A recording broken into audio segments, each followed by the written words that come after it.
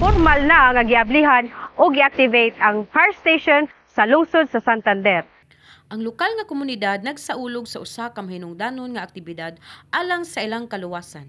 Ang bag-ong gi-activate nga fire station nga nahimutang sa lungsod sa Santander gitakda nga magserbisyo ug magmugna og mahinungdanong papel sa pagsiguro sa kaluwasan sa mga residente ug bisita.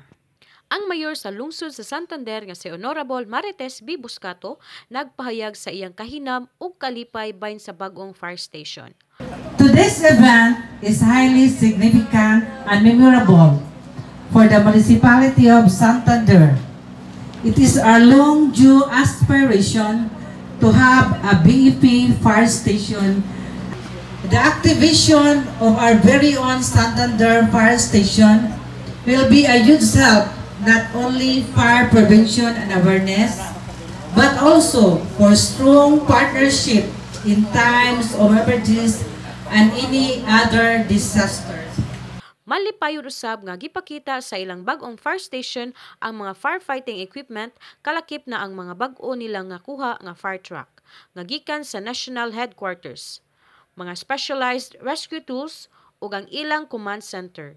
Kini nga puhunan nagtumong sa paglimita sa mga oras sa pagtubag kung adunay mga emergencies. Ang mga lokal nga residente ni padayag usab sa ilang kahupayan ug pasalamat alang sa bag-ong fire station.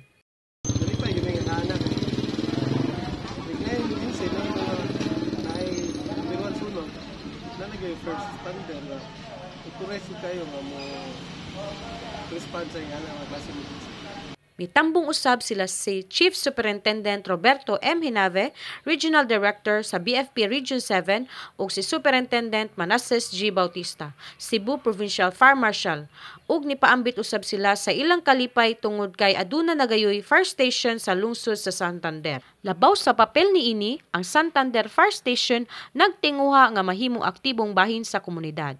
Nagplano kini nga mag-organisar og mga workshop sa kaluwasan sa sunog, mga drills ug mga open houses aron maedukar ang mga residente kabahin sa paglikay sa sunog ug mga lakang sa kaluwasan. Alang sa BFP TV, madasigon sa kaluwasan sa publiko.